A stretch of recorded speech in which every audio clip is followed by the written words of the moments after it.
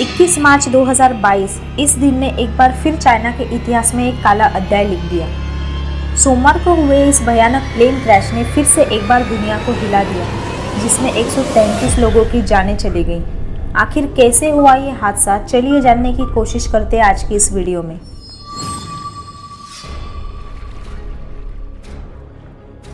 दिन था 21 मार्च 2022 जब चाइना में फ्लाइट MU5735 ने दोपहर को 1:11 पर कुनमिंग से टेक ऑफ किया और जिसे 2 घंटे का सफ़र तय करके गुआंजू पहुंचना था। उड़ान भरने के 1 घंटे बाद यानी कि करीब 2:20 पर यह एरोप्लेन 29,100 की फीट की ऊंचाई पर उड़ रहा था कि अचानक से विमान ने अपना एल्टीट्यूड लूज किया और तेज़ रफ्तार से वर्टिकल पोजीशन में नीचे गिरने लगा। आमतौर पर विमान को इस तरह से डिज़ाइन किया जाता है कि अगर इंजन में कुछ भी प्रॉब्लम होती है या फिर टेक्निकल इश्यूज होते हैं तो विमान ग्लाइड करते वक्त डिसेंट करेगा, यानी कि 1 मिनट में कुछ हज़ार फीट नीचे जाएगा। लेकिन ये एरोप्लेन महज 2 मिनट 15 सेकंड के बाद यानी कि करीब 2:22 पर डायरेक्ट 30,000 फीट से 9,075 फीट पर आ गया और इसके महज 20 सेकंड बाद ही ये विमान 9,075 फीट से डायरेक्ट 3,225 फीट पर आ गया, यानी कि 2 मिनट 45 सेकंड में ये एरोप्लेन 30,000 फीट से डायरेक्ट 3,000 फीट की दूरी पर आ गया। जब कोई स्काई डाइविंग के लिए एरोप्लेन से छलांग लगाता है तब वो इंसान इस स्पीड से ज़मीन पर आता है, पर ये एक पैसेंजर से भरा एरोप्लेन इतनी तेज़ रफ्तार से वर्टिकली ज़मीन पर आ रहा था और देखते ही देखते महज 2 मिनट में ये एरोप्लेन पहाड़ पर जाकर क्रैश हो गया। गिरने के दौरान इसकी रफ्तार 600 किलोमीटर प्रति घंटा से भी ज़्यादा थी। जब ये प्लेन नीचे पहाड़ी पर गिर रहा था तभी किसी दूर के कैमरा ने इस सीन को कैप्चर कर लिया। इस वीडियो में साफ साफ दिखाई दे रहा था कि ये प्लेन वर्टिकली नीचे गिर रहा है, यानी कि नोज डाइव कर रहा था। इसे चाइना के वर्स्ट डिजास्टर में से एक माना जा रहा है। इस प्लेन क्रैश ने दुनिया भर के एक्सपर्ट्स और क्रैश इन्वेस्टिगेटर्स को चौंका दिया है। और ऐसा क्या हुआ इस प्लेन के साथ जो कि महज 2 मिनट में प्लेन इस तरह से क्रैश हो गया। फ्लाइट रडार 24 से ली गई जानकारी के मुताबिक दोपहर 1:11 पर इस प्लेन ने कुनमिंग से उड़ान भरी। उसके 1 घंटे बाद यानी कि 2:20 पर यह विमान 29,100 की ऊंचाई पर पहुंचा और 2:22 पर यह 29,100 की फीट से डायरेक्ट 9,075 की फीट पर आ गया और उसके 30 सेकेंड बाद ही यानी कि 2:22 पर यह 3,225 फीट पर आकर क्रैश हो गया। इस हादसे को लेकर कई सारे लोगों ने कई सारी आशंकाएं जताई। क्रेनफील्ड यूनिवर्सिटी में प्रोपल्शन इंजीनियरिंग और टर्बोइन परफॉर्मेंस के एक्सपर्ट आर्थर लोवो के मुताबिक विमान के पिछले हिस्से का कंट्रोल सिस्टम जाम होने की वजह से ये हादसा होने की संभावना बताई गई। वहीं नॉटिंगहम यूनिवर्सिटी के एसोसिएट प्रोफेसर ताओ यांग ने कहा कि शायद एयरप्लेन आउट ऑफ कंट्रोल हो गया होगा और इस तरह के हादसे ज़्यादातर एयरप्लेन का सेंसर फेल होने की वजह से होते हैं। इसके ऊपर भी कई सारे आशंकाएं जताई गई कि शायद प्लेन का ऑटो पायलट मोड खराब हो गया होगा या फिर शायद पायलट की तबीयत खराब हो गई होगी या फिर कुछ टेक्निकल इश्यूज होंगे या फिर ये भी हो सकता है कि प्लेन पर टेररिस्ट अटैक हुआ हो या फिर प्लेन को हाईजैक किया गया हो। कुछ भी रीज़न हो सकता था। इस वक्त search and rescue team plane में मौजूद ब्लैक बॉक्स और क्रैश रिकॉर्डर्स को ढूंढने की कोशिश कर रही है और साथ ही साथ प्लेन में मौजूद यात्रियों को भी ढूंढने की कोशिश जारी है। हो सकता है कि कोई जिंदा बच गया हो जो ये बता सके कि आखिर हुआ क्या था। उस समय की वेदर रिपोर्ट्स के अनुसार यानी कि चाइना मेट्रोलॉजिकल एडमिनिस्ट्रेशन के अकॉर्डिंग उस दिन दोपहर के 2 बजे जहां पर क्रैश हुआ वहां का टेम्परेचर करीब 30 डिग्री सेल्सियस था। मॉडरेट विंड्स चल रही थी जो कि आमतौर पर चलती है। बारिश फोरकास्ट की गई थी कि आएगी, पर उसके आने की संभावना शाम को थी। प्लेन क्रैश के वक्त उस जगह पर कोई बारिश नहीं हुई और विजिबिलिटी भी 10 माइल से भी ज़्यादा की थी, यानी कि वेदर कंडीशंस बिल्कुल नॉर्मल थी। अब प्रॉब्लम ये है कि तेज़ बारिश की वजह से सर्च एंड रेस्क्यू टीम को बड़ी ही दिक्कतें आ रही है वो ब्लैक बॉक्स और क्रैश रिकॉर्ड्स ढूंढने में, जिसके चलते सर्च ऑपरेशन को टेम्पररी रोकना पड़ा। ये क्रैश पहाड़ियों के बीचों बीच घने जंगल में हुआ, इसके लिए वहाँ पर कुछ भी ढूंढना इतना आसान नहीं था।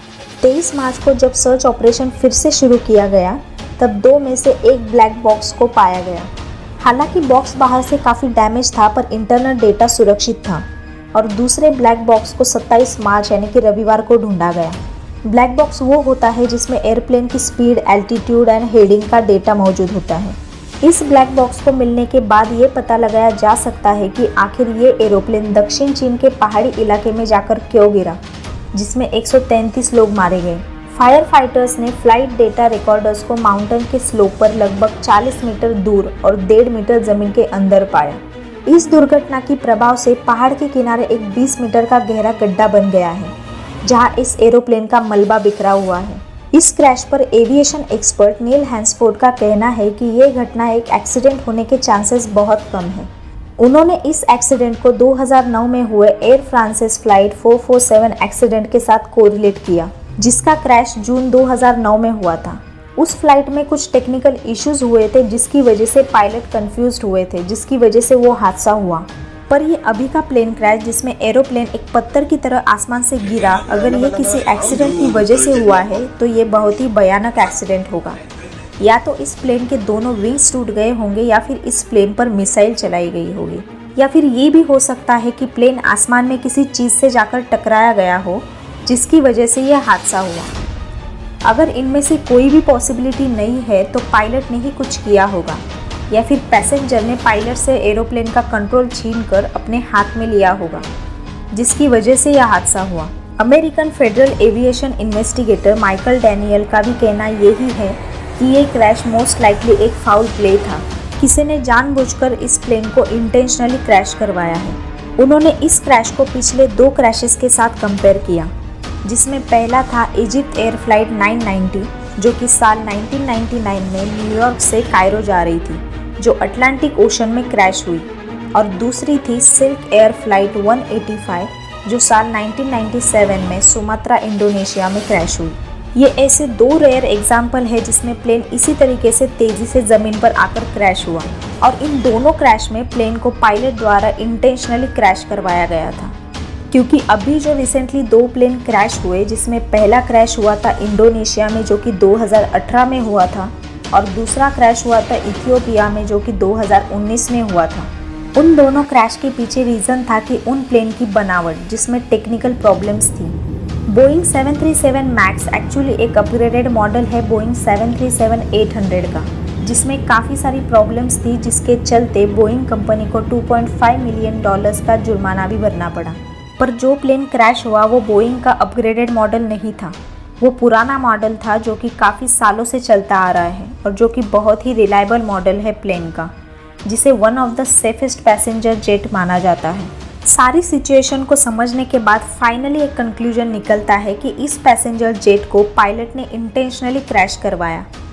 पर सवाल ये है कि पायलट ने ऐसा किया क्यों? इसे लेकर चाइनीज़ सोशल मीडिया पर कई सारी कॉन्स्पिरेसी थ्योरीज बन रही हैं, जिसमें से सबसे पॉपुलर थ्योरी के मुताबिक प्लेन क्रैश के लिए अमेरिका को जिम्मेदार ठहराया जा रहा है।